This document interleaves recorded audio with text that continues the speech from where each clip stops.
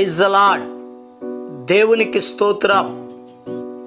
అనుదిన మన్నా అనే ఈ ఆధ్యాత్మిక కార్యక్రమాన్ని వీక్షిస్తున్న ప్రియ సోదరి సోదరులారా, మన ప్రభువును రక్షకుడునైన యేసుక్రీస్తు అతి శ్రేష్టమైన నామములో మీ అందరికీ శుభాలు వందనాలు తెలియచేయుచున్నాను. ఈ శ్రేష్టమైన సమయంలో దేవుని పరిశుద్ధ గ్రంథంలో నుండి యోబు గ్రంథము 8వ అధ్యాయము 7వ వచనం.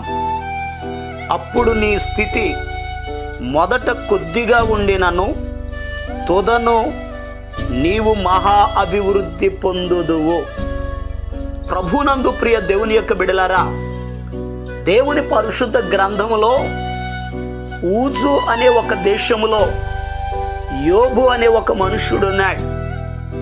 ఈ యోబు అనేటటువంటి వ్యక్తి యథార్థవంతుడు, న్యాయవంతుడు, చెడుతనమును విసర్జించినవాడు, దేవుని యందు భయభక్తులు కలిగినవాడు. ఈ వ్యక్తిని దేవుడు బహుగా ఆశీర్వదించాడు. ఊజు దేశములోనే అతడు గొప్పవాడిగా ఉన్నాడు. అయితే ఒకానొక సమయంలో అపవాది యోబును శోధిస్తున్న సమయంలో యోబు కలిగి ఉన్నటువంటి ఒంటెలు, గొర్రెలు, గాడిదలు, ఎద్దులు సమస్తమును ఆయన కోల్పోయాడు. తన కన్నబిడ్డలను కూడా పోగొట్టుకున్నాడు. తన శరీరం కూడా కుళ్ళిపోయింది, బలహీనపరచబడ్డాడు. ఆ సమయంలో యోబు స్నేహితులు యోబును పరామర్శించడానికి వచ్చారు, ఆదరించడానికి వచ్చారు. ఆ వచ్చిన స్నేహితులలో బిల్దదు అనబడినటువంటి వ్యక్తి ఈ 8వ అధ్యాయంలో యోబు గారితో మాట్లాడుతున్నాడు. ఆయన మాట్లాడుతూ ఒక అద్భుతమైన మాటను చెప్తున్నారు. నీ స్థితి మొదట కొద్దిగా ఉండినను తుదకు నీవు మహా అభివృద్ధి పొందేదవు అని మాట్లాడారు. నిజమే. ఈరోజు ఈ మాటలు వింటున్న ప్రియ దేవుని బిడ్డలారా, మన జీవితంలో కూడా మన స్థితి కొద్దిగా ఉన్నా, మన పరిస్థితులు కొంచెముగా ఉన్నా, మనం ఆరాధన చేసే దేవుడు, మనము నమ్ముకున్న దేవుడు మనలను అభివృద్ధి చేసే దేవుడు, ఆయన ఆశీర్వదించే దేవుడు, ఆయన మనలను హెచ్చించే దేవుడు. ఈరోజు ఈ మాటలు వింటున్న ప్రియ దేవుని బిడ్డలారా, మన దేవుడు మన కుటుంబములను ఆయన ఆశీర్వదిస్తాడు.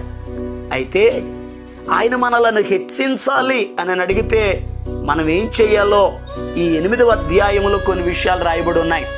ఒకసారి చూడండి, పరిశుద్ధ గ్రంథంలో నుండి దేవుని మాటలను జాగ్రత్తగా ధ్యానం చేద్దాం. ఈ యోబు గ్రంథం 8వ అధ్యాయం 5వ వచనంలో ఈ రీతిగా రాయబడి ఉంది.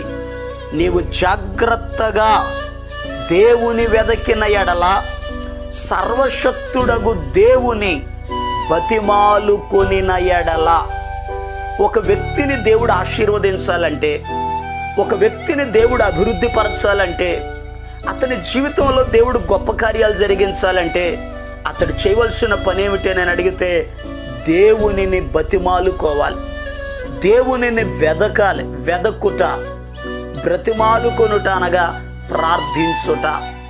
ఒక వ్యక్తి దేవుని సన్నిధిలో ప్రార్థన చేసినప్పుడు ప్రార్థన చేసే వారిని దేవుడు ఆశీర్వదిస్తాడు, వారి సరిహద్దులు విశాలపరుస్తాడు. మొదట వారి స్థితి కొంచెముగా ఉండొచ్చు, కానీ దేవుడు ఉన్నత స్థానములోనికి నడిపిస్తాడు. అందుకే భక్తుడైన యాకోబు గారు యెబ్బోకు రేవు దగ్గర ప్రార్థన చేస్తూ, నిశ్చయముగా నీవు నన్ను ఆశీర్వదించు, ఆశీర్వదించితేనే గాని నేను నిన్ను విడిచిపెట్టను అని అన్నాడు. దేవునితో పోరాడాడు, దేవునిని బ్రతిమాలుకున్నాడు, దేవుని సన్నిధిలో ప్రార్థన చేశాడు. దేవుడు యాకోబు గారిని ఆశీర్వదించాడు, ఇశ్రాయేలుగా మార్చాడు. ఈరోజు ఈ మాటలు వింటున్న ప్రియ దేవుని బిడ్డలారా, ఎవరైతే దేవుని సన్నిధిలో ప్రార్థన చేస్తారో వారి స్థితి మొదట కొంచెముగా ఉండొచ్చు, కానీ దేవుడు ఉన్నత స్థానంలోనికి నడిపిస్తాడు. పరిశుద్ధ గ్రంథంలో ఎబ్బేజు అనే ఒక యవనస్తుడు ఉన్నాడు. ఈ ఎబ్బేజు అని పేరుకు వేదన అని అర్థం. ఇతని జీవితమే వేదనగా మారిపోయింది. ఇటువంటి వ్యక్తి ఒకరోజు దేవునిని గురించి తెలుసుకున్నాడు, దేవుని సన్నిధిలోకి వెళ్ళాడు, ప్రార్థన చేయడం ప్రారంభించాడు. దేవుణ్ణి బ్రతిమాలు కొనడం ప్రారంభించాడు. నిశ్చయముగా నీవు నన్ను ఆశీర్వదించు, నా సరిహద్దులను విశాలపరుచు, నీ చేయి నాకు తోడుగా ఉండ దయచేయి, కీడు రాకుండా దానిలో నుండి నన్ను తప్పించుము అని దేవునికి ప్రార్థన చేశాడు. అతని స్థితి మొదట కొంచెముగానే ఉంది. వేదనపరుడుగా ఉన్నాడు, దుఃఖపడేవాడిగా ఉన్నాడు. అయితే తన జీవితంలో అతడు ఆశీర్వదించబడ్డానికి, ఉన్నత స్థానములోనికి రావడానికి కారణం ఏమిటి అని అడిగితే, అతను చేసిన ప్రార్థన అతనిని గొప్పవాడిగా చేసింది, అతనిని హెచ్చించింది. వాక్యంలో రాయబడి ఉంది, ఎబ్బేజు తన సహోదరుల కంటే ఘనము పొందిన వాడయ్యుండెను అని వాక్యంలో రాయబడి ఉంది. ఈరోజు ఈ మాటలు వింటున్న ప్రియ దేవుని బిడ్డలారా, మన జీవితాల్లో కూడా దేవుడు మనలను ఆశీర్వదించాలి అంటే మనము దేవుని యొక్క సన్నిధిలో ఆయన్ని బ్రతిమాలుకునేవారిగా, వెదికేవారిగా, ప్రార్థించేవారిగా ఉంటే దేవుడు మనలను అభివృద్ధి చేస్తాడు.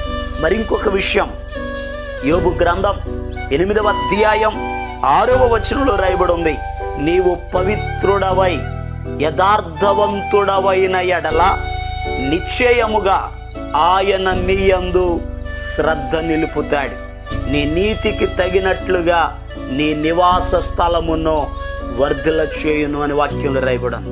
ఈరోజు ఈ మాటలు వింటున్న ప్రియ దేవుని బిడ్డలారా, దేవుని పరిశుద్ధ గ్రంథంలో చాలా అద్భుతమైన విషయాలు కనబడుతున్నాయి.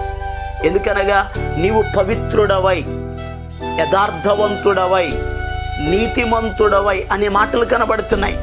అనగా దేవుడు ఒక వ్యక్తిని అభివృద్ధి చేయాలి అని అంటే ఆ వ్యక్తి పరిశుద్ధత కలిగిన వాడిగా ఉండాలి. అసలు మన పట్ల దేవుని చిత్తం ఏమిటి అని అడిగితే వాక్యంలో రాయబడి ఉంది, పరిశుద్ధులగుటయే దేవుని చిత్తము అని వాక్యం చెప్తుంది. దేవుడు మనల్ని ఎందుకు పిలిచాడు? పరిశుద్ధులుగా ఉండడానికే దేవుడు మనలను పిలిచాడు. ప్రభు మనలను ఏమి చేయమన్నాడు? నేను పరిశుద్ధుడను గనుక మీరును పరిశుద్ధులై ఉండండి అని అన్నాడు. పరిశుద్ధత కలిగినప్పుడు దేవుడు మనలను ఆశీర్వదిస్తాడు. పరిశుద్ధులుగా ఉన్నప్పుడు మన జీవితంలో గొప్ప కార్యాలు జరుగుతాయి. పరిశుద్ధులుగా ఉన్నప్పుడు మొదట మన స్థితి కొంచెముగా ఉండొచ్చు, కానీ తుదకు ఉన్నత స్థానంలోకి వెళతాం. పరిశుద్ధ గ్రంథంలో దానియేలు ఆ బబులోను దేశానికి చెరలోనికి వెళ్ళినప్పుడు మొదట తన జీవితంలో కొంచెముగానే ఉన్నాడు, కానీ పరిశుద్ధతను కాపాడుకున్నట ద్వారా దేవుడు ఉన్నత స్థితిలోనికి నడిపించాడు. దానియేలును ఆశీర్వదించాడు. దానియేలును ఆ దేశంలోనే 3వ అధిపతిగా చేసి హెచ్చించాడు. దేవుని బిడ్డలారా, మన దేవుడు ఆశీర్వదించే దేవుడు. ఎవరు పరిశుద్ధులుగా జీవిస్తారో వారిని దేవుడు ఆశీర్వదిస్తాడు. భక్తుడైనటువంటి యోసేపు గారు కూడా తండ్రి ఇంటిలో ఉన్నప్పుడు యథార్థవంతుడిగా ఉన్నాడు, పవిత్రుడిగా ఉన్నాడు. ఆ కారణం చేత దేవుడు ఆయనకి దర్శనమిచ్చాడు, ప్రత్యేకపరిచాడు. పరిశుద్ధత కలిగిన వాడు గనకనే ఐగుప్తు దేశానికి యువరాజు అయిపోయాడు. ఈరోజు ప్రియ దేవుని బిడ్డలారా, నీ స్థితి మారాలని ఆశపడుతున్నావు, మంచిదే. నీ జీవితంలో పరిశుద్ధత కలిగి ఉంటే దేవుడు నిన్ను అభివృద్ధి చేస్తాడు, ఆశీర్వదిస్తాడు, ఉన్నతమైన కార్యాలు జరిగిస్తాడు. ఈరోజు ప్రియ దేవుని బిడ్డలారా, వాక్యంలో రాయబడి ఉంది, మన స్థితి మొదటి కొద్దిగా ఉన్నా అభివృద్ధి చేసే దేవుడు అభివృద్ధి కలుగ చేయాలంటే దేవుని సన్నిధిలో ప్రార్థించాలి, పరిశుద్ధత కలిగి ఉండాలి. అలా ఉండి ప్రభు ఇచ్చేటటువంటి దైవాశీర్వాదాలను పొందుకుందాం.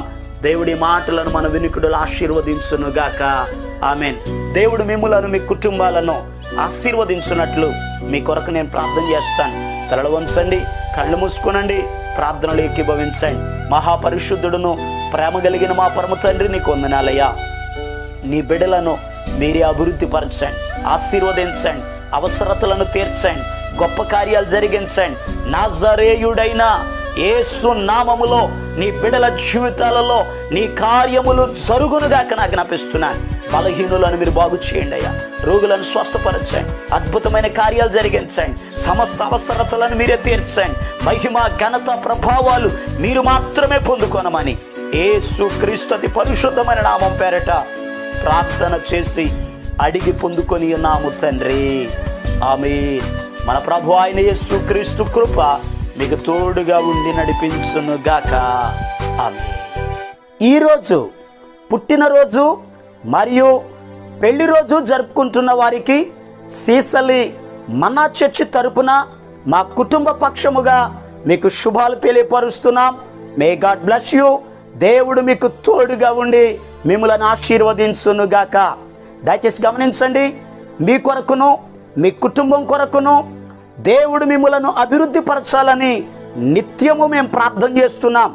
ఏమైనా ప్రార్థన అవసరతలు ఉన్న ఎడల ఈ స్క్రీన్ మీద కనబడుతున్న నెంబర్కి ఫోన్ చేసి తెలియపరచండి.